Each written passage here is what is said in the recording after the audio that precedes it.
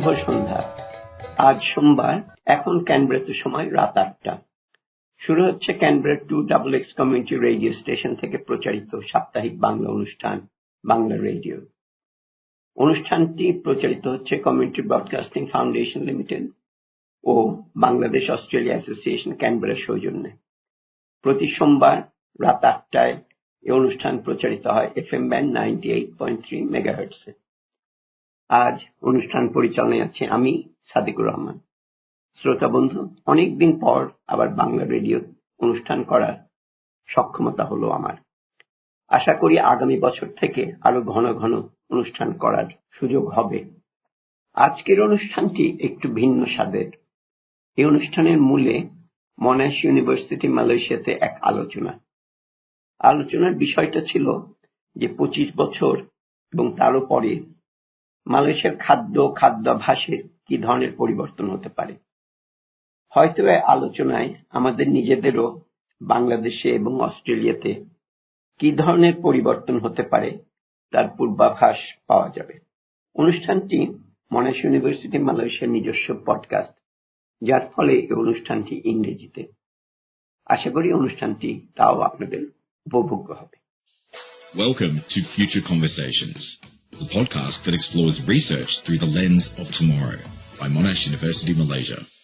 Welcome to the podcast where research and today's conversations illuminate the path to the future.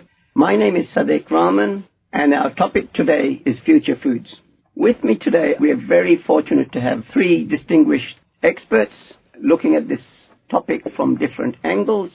We've got Dr. Celia Goh, who is a council member of the Malaysian Institute of Food and Technology. We've got AP Siow Lee Fong, a colleague who's the head of Food and Science Technology at Monash University Malaysia in the School of Science.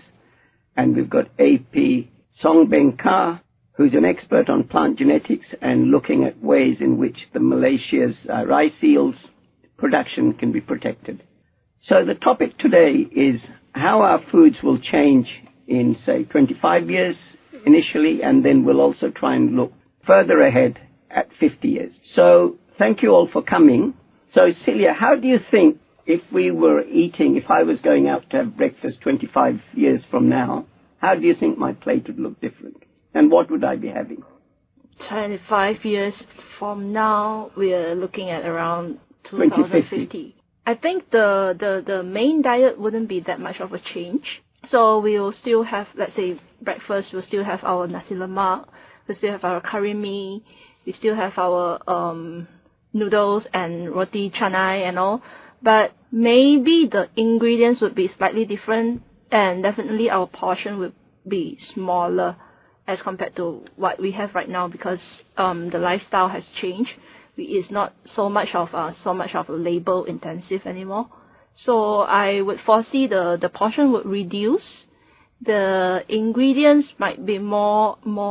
There might be a bit of different ingredients, but mainly what we are eating is not that big of a difference. What about you, Lee Fong? Do you think we'll be eating the same thing, just smaller portions and more expensive? I think breakfast will be much easier to prepare. In 25 years' time, everything is easy. You may just press a button and all things are ready, as well as more healthy food that is available for breakfast, for example. Yeah. This button that you're having me press, is this on the microwave or something else? It could be just another machine that you press on what you feel like eating, and then it will pop up probably. No, that's very different today. So you think there'll be a mixture of foods in this machine, and we just press and it'll all come out? And all the ingredients will mix together and get cooked, within minutes or seconds, and it just pop up in front of you, probably. Okay, so are you going to be happy with having this breakfast? I would be very much happy if we're going to have a machine by pressing the button, like button A, to give you some pills or capsule, so that you can just swallow it, and then that's all for your breakfast. And then during the lunchtime, you press another button, you You sure you enjoy the what's the fun of having this skill? Well, to me, that saves a lot of time for, me to prepare the food. But I do agree with Celia about the ingredients, the huge variety of different ingredients in next 25 years or 50 years. So I look at it from the perspective of the genetics and also the plant species. So currently we have about 7,000 known edible plant species, but the portion of those plant species that we are heavily relying on currently, mainly those staple food species like rice, wheat, barley. But there are still many other edible plant species which are classified under the underutilized food crops, and also those indigenous fruit tree species.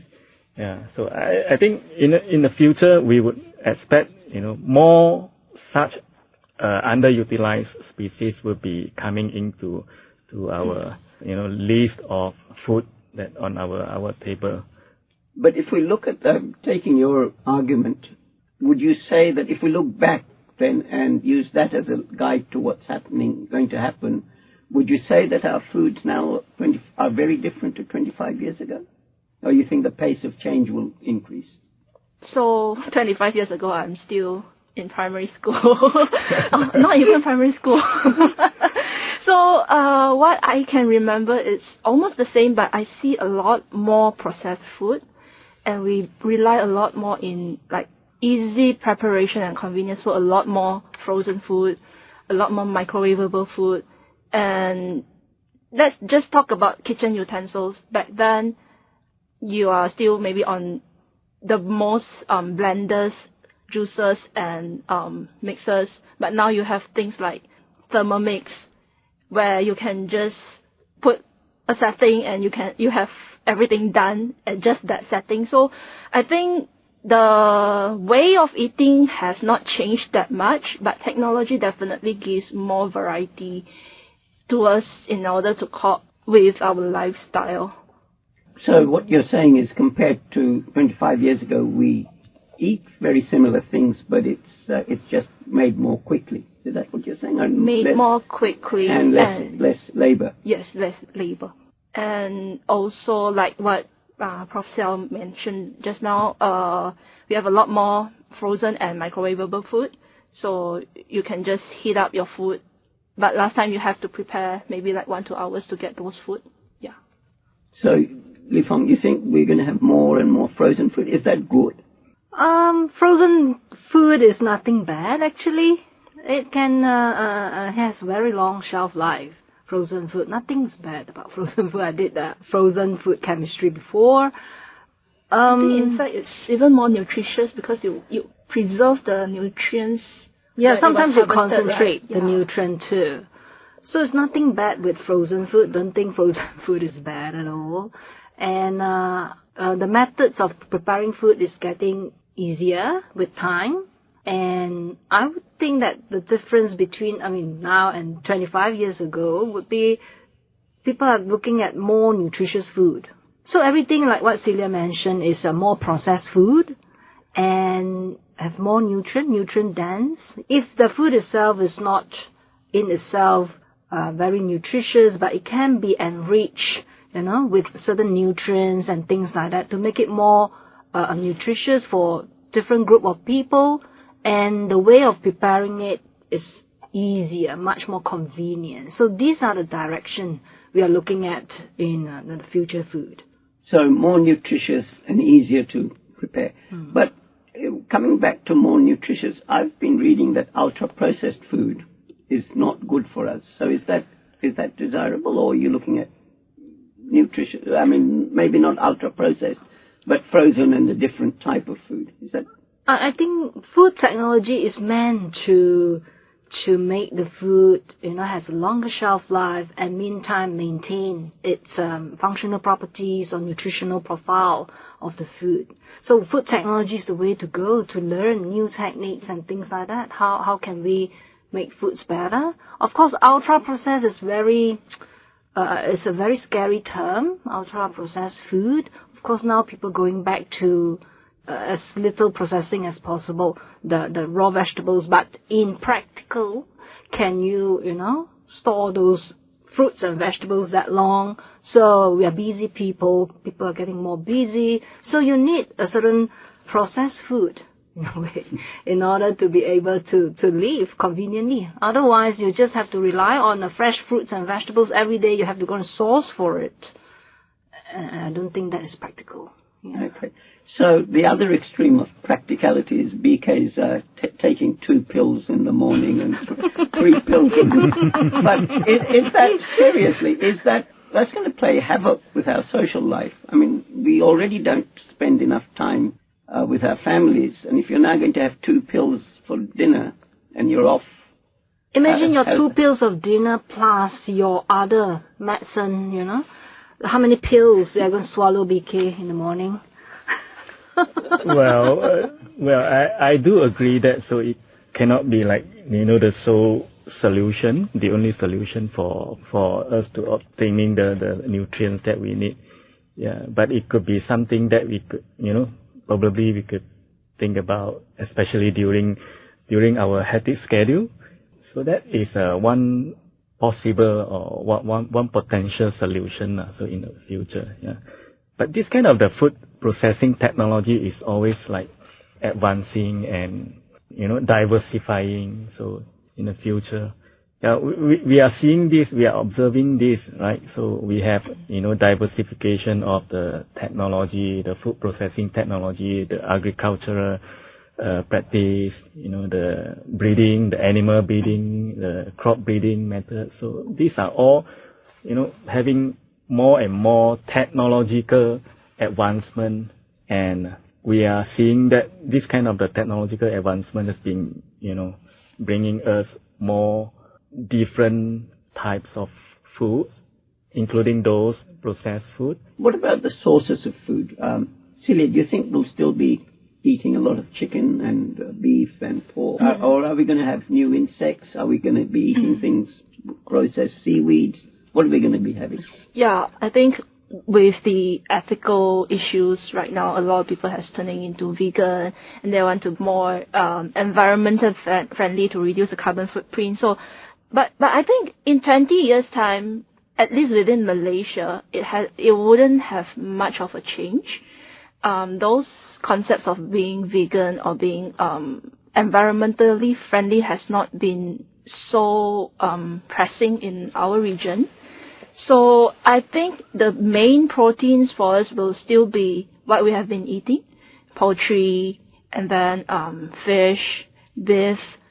But I think there is also a very big space for the growth of alternative proteins. And I think for Malaysia, maybe would be mostly plant or mushrooms kind of protein. Yeah, insect, not so much, because I think there is also a lot of religious issue involving. So yeah, maybe we'll see a lot of meat analog, especially with 3D printing getting more and more advanced. So they can use plant protein to mimic the texture of meat. So I think that could be a trend, but we also have to think whether is it cost effective to produce this kind of meat to become a staple on our dinner plate. So it'd still be what we're eating now, mostly chicken. Yes, but there might be more variety in terms of alternative protein. Maybe with like liquid protein first, milk, nuts, becoming milk, rice milk, and all this. Yeah, but in terms of solid protein, maybe not so much yet. Okay. So Lee Fong, what sort of alternative proteins do you think we would go into? I know you've done some work on. Yeah, I'm working on moringa seed protein isolates, where these moringa oils are precious. After pressing out the oil, the remaining seed we isolated the protein and make into a burger patty. Unfortunately, the protein isolates itself has a very unique taste that may not be everyone can accept it well, even though, there are some of our panels mentioned that it's all okay as long as it's from moringa. They were more than happy to accept it.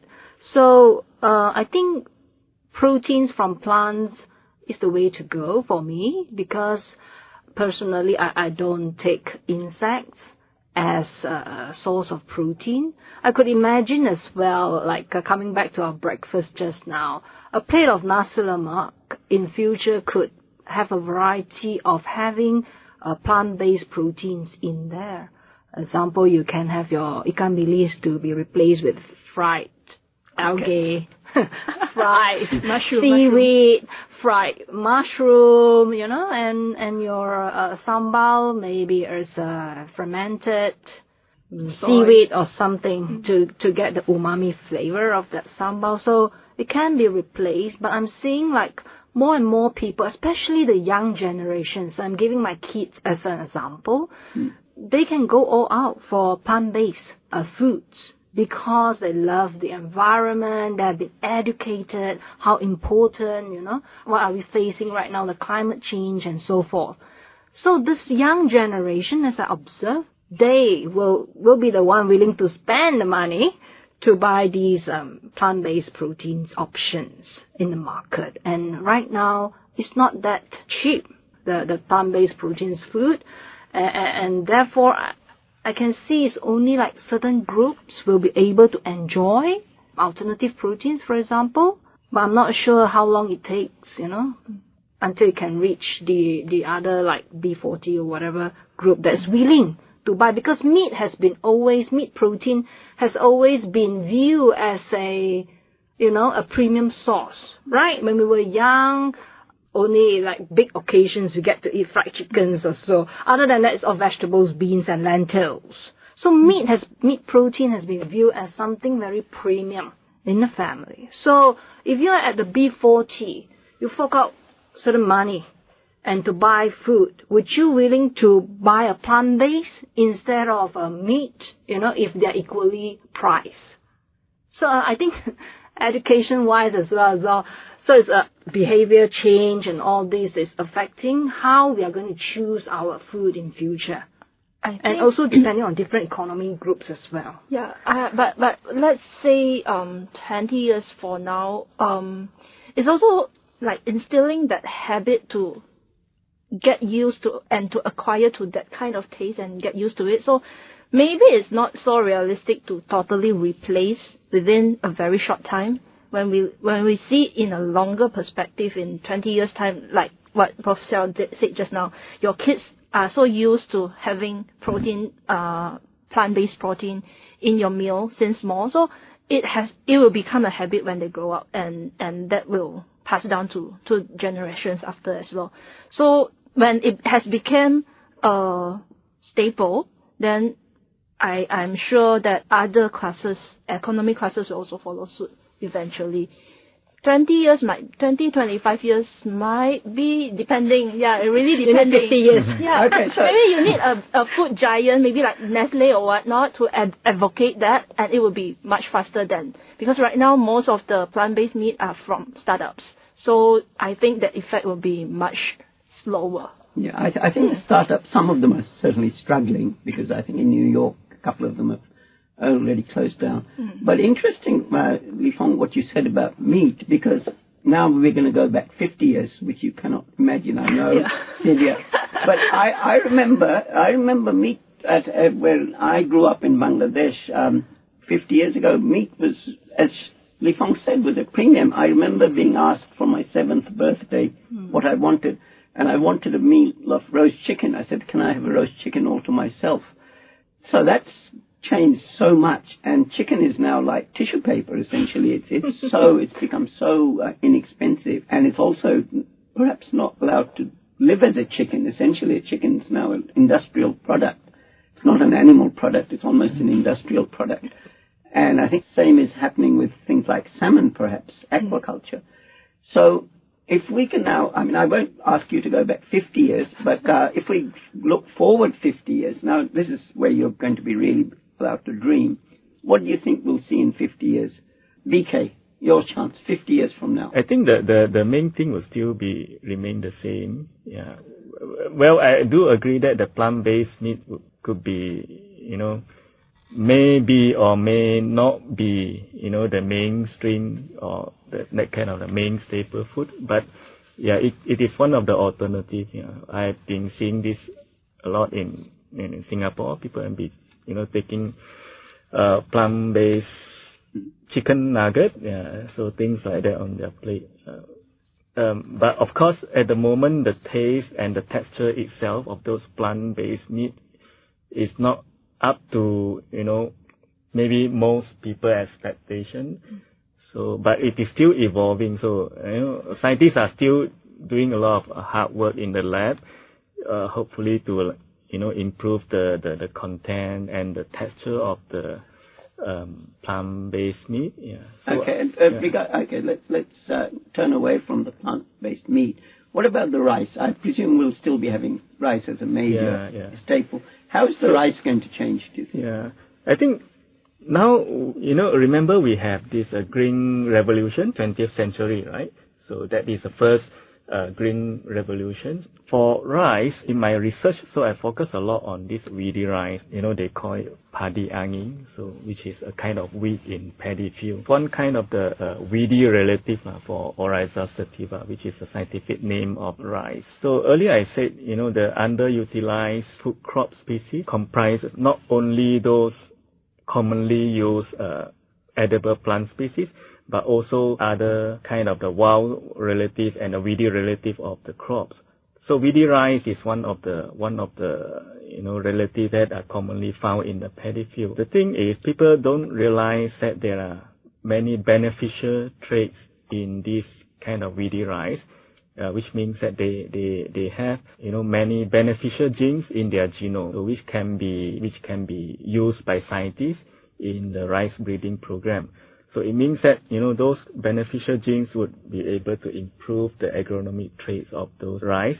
And in future, we will expect the future rice variety would be containing this kind of the gene, nutritional, maybe even the outlook, the color of the rice grain. Those we will get a lot more variety. So we'll have this kind of the many different rice variety in the future because availability of such weedy rice, weedy relative of rice. So as a consumer, though, what I would be looking at from what you said is that I would get rices which would have different properties because of the new genes that you're bringing in from weedy rice, and that would give me a lot of choice in the type of rice I would like to eat. Is that right? So one very typical example is the red rice because of the anthocyanin, right?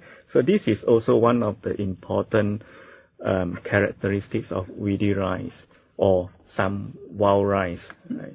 So most of the wild rice are, black in color if you peel off the husk, so you'll be able to see the red or dark brown color of the grains. So this is, one of the very good examples how scientists could fully utilize the weedy rice in Malaysia. The weedy rice and wild rice. In Malaysia. And actually in Bangladesh and the subcontinent, we are quite used to eating red rice. We wouldn't regard it as weedy rice at all. It's actually quite a premium rice. Anyway, so I can see the rice. We will get a multicolored hue of rices on the plate. That's something to look forward to.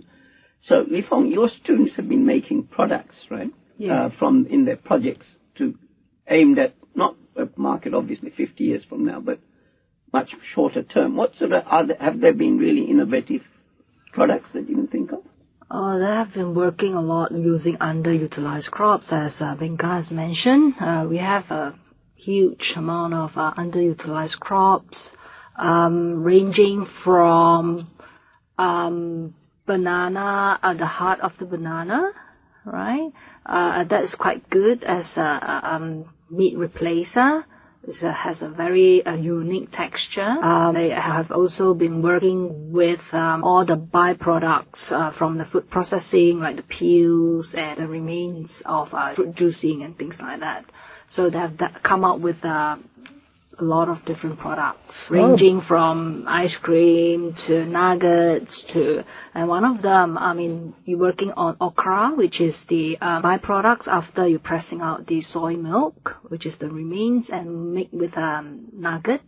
and won a prize at the IU4's Food Product Development Competition. Yeah. I remember you mentioned before Bambra groundnut. Yeah. So I've seen this, Bambra groundnut milk so it tastes really good, like almost equivalent to or more, better than the soy milk. I'm not sure Bambra groundnuts is available in Malaysia. That was one of the study when we worked with Nottingham University to look at the hard to cook HTC Bambra groundnuts, how we can use food processing to improve the processing time for these and the palatability of the Bambra groundnuts. But the source of it may not be that much in Malaysia. In Malaysia, we have a lot of moringa leaves, stem, seeds. These are a lot. Bananas, heart, lot, or breadfruit, or wing beans. These are, or even though the spinach. Yeah.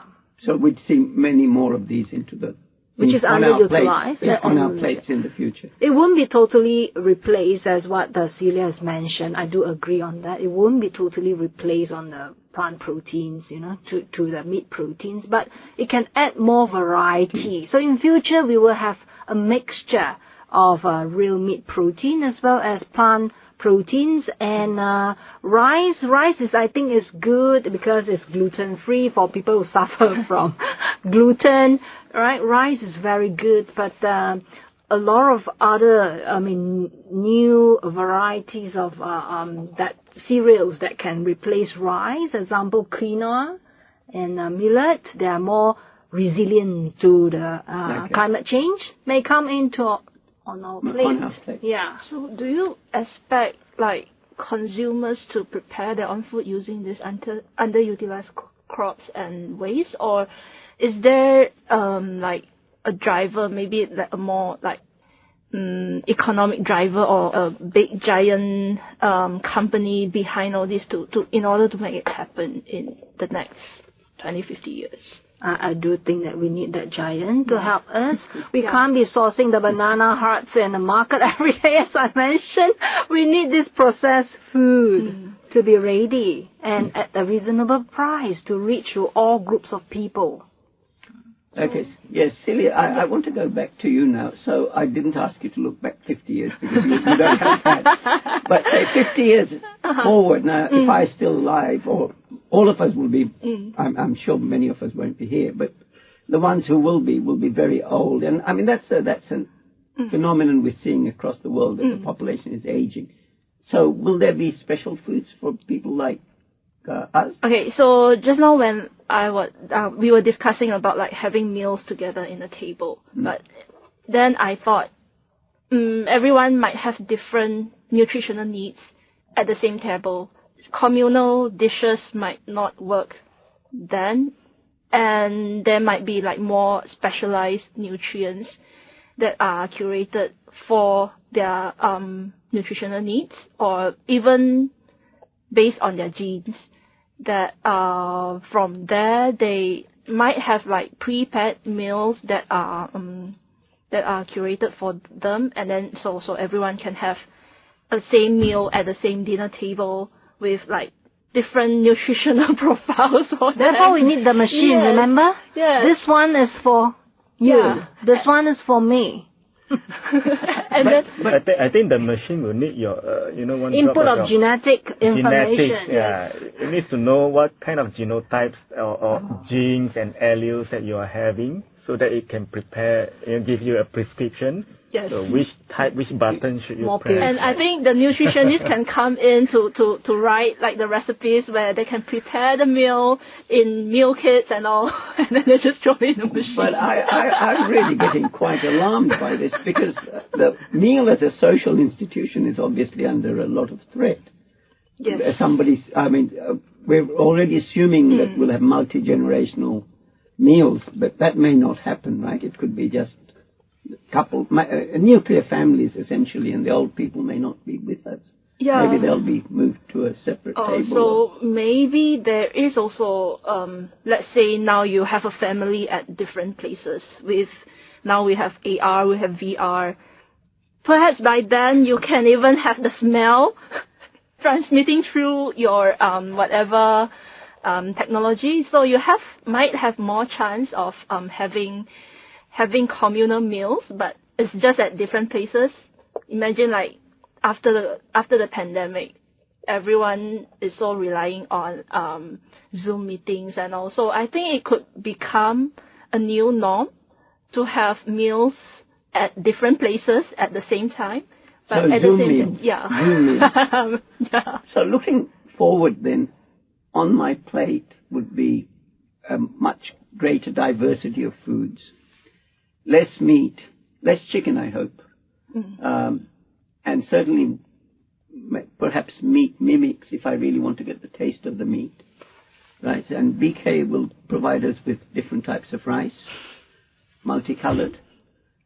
And I'll be sitting down to a meal by myself, but my children will join me through Zoom, and my grandchildren will join me through Zoom. And you have your food delivered to your house through like drones or something. So I wouldn't even prepare my meal. Are we seeing this? You think it's going to come from a centralized kitchen, like Amazon, like dropping meals? I think you can just use a 3D printer. Everyone will have a 3D printer besides a computer. So what do you want to eat? Fried chicken. So you press a button and then the 3D printer will give you fried chicken in front of you. Yeah. But when you put it in this perspective, it sounds very sad. It does. It does sound very sad to me. Like we lost our cultural touch. We lost the human touch. Yeah. But well, let's hope it doesn't come to that. Maybe we will have our specially tailored meals, but perhaps we can still have it all together. Yes, because our meals have this other really social aspect which we forget about. And Lee Fong, you were also saying that as older people age, they lose their sense of taste, do they? Oh yes, I see it in my mother. The taste bud really, I think, changing with age, and therefore we need to be more sensitive. If we have old people, aging population, and at home, like my home, for example, we have basically 3 generations: my mom, myself, and my kids, sitting on the dining table and deciding what to eat. So my mom will be low salt, low sodium, low fat, everything else, and easy to swallow kind of food. My kids, okay, meat is good, everything else. And for myself, I'm at the pre-diabetic stage, so I want to get, the lowest amount of rice if I can, control the carb intake and things like that. So everyone will just blend in. So it's very difficult, actually, to suit everyone's needs. So the personalized nutrition, as Celia has mentioned, could be very important. So it's a way to go to do more research and see what's the needs of the different group of people, especially we are having the aging population increasing in our country. Okay. All right. So any final last words, Celia? Just now we were talking about the source of the food and how we are going to prepare. But how about the whole supply chain from farm to fork? So I think there will be also more advanced type of delivery and also tracking system, and also most important, food safety. So our food should be more hygienic, and through this more integrated kind of supply chain, we should have more safer food. And so with a better supply chain, so it's more efficient, and perhaps it will be giving us a cheaper food. And then because of these more stringent kind of logistic, we have safer food. And yeah, we might not be worried about like having food by the roadside and then having diarrhea the day after kind of thing. Extended, very long supply chain that's well protected, so you get safer foods and nutritious foods and a variety of foods, right? That's what you're looking at. Lee Fong, what do you think? Any last words? Yeah. Enjoy the food that is on your plate. Because it has been curated for you, that food and the source of it and all this. And it gives you nutrients, it keeps you going, So I think we should enjoy the foods. Should you ban smartphones from meals? do you think? For the smartphone. Oh yes, that should be banned totally on the dining table. It's meant to be a social interaction time with the family, with your loved one, with the friends. So that's the precious time for having a meal after a long day. Okay, thank you. And BK, And final words. Yeah, and it's very important to have a food scientist at home, so that you can take care of whether this is a healthy fat or healthy protein, for the family. Yeah. Any last words, BK? I would think that, the keyword is diversification. So we have been talking about the role of diversification in many aspects of agri-food system, including what I mentioned about this crop diversification, the variety of different plant species, the edible plant species which humans have not been fully using them. The diversification of those technology for food processing, for example, and how we produce the crops. I mean, how we plant and practice them in the agricultural land. And we have also production diversification. We have also, market diversification. So all these will, be very important and playing their own role in ensuring the food security in the next 25 or 50 years. Okay. All right. So that's a great summary then. So really what we're looking forward to is a diversification of our diet and diversification of how that meal is prepared, and also more targeting. So it may look the same, but some meals will be aimed at the elderly people, some at the infant, some at the middle-aged person. I have one more, Sadeq. Besides enjoying food, do not waste food. Yes. I think that is another big part of what we need to educate everyone. Eat only what you can consume. Take only what you can consume. Yes, absolutely, I think. So that's a great summary. So diversification and reduction perhaps in the size, so you don't waste food. Thank you all so much for your time and for being here. So thank you, Celia. Thank you, Lee Fong. Thank you, BK. I'm Sadequr Rahman. Thank you for your company, and we hope to catch up with you again sometime in the future. You were listening to Future Conversations, a podcast by Monash University Malaysia. For more information, email mum.media@monash.edu. আমরা আজকের অনুষ্ঠানের শেষ প্রান্তে এসে পৌঁছেছি। আশা করি অনুষ্ঠানটি আপনাদের ভালো লেগেছে। বাংলা রেডিও আপনাদের কেমন লাগে জানালে আমরা খুশি হব। মতামত জানানোর ইমেল হলো banglaradio@gmail.com। এছাড়া আপনারা বাংলা রেডিওকে টুইটার এবং ফেসবুকেও অনুসরণ করতে পারেন। আপনারা যদি আমাদের ফেসবুকে যোগ দেন তাহলে আমরাই আপনাদের প্রতি সপ্তাহের বিবরণ পাঠাতে পারি। আমাদের পরবর্তী অনুষ্ঠান প্রচারিত হবে আসছে সোমবার রাত 8টায়। শোনার আমন্ত্রণ রইল। আমাদের আজকের অনুষ্ঠানের এখানেই সমাপ্তি। আপনারা যে যেখানেই থাকুন, সুস্থ থাকুন, আনন্দে থাকুন ও শান্তিতে থাকুন, এ কামনা করে আজ বিদায় নিচ্ছি। আমি সাদেকুর রহমান। শুভরাত্রি।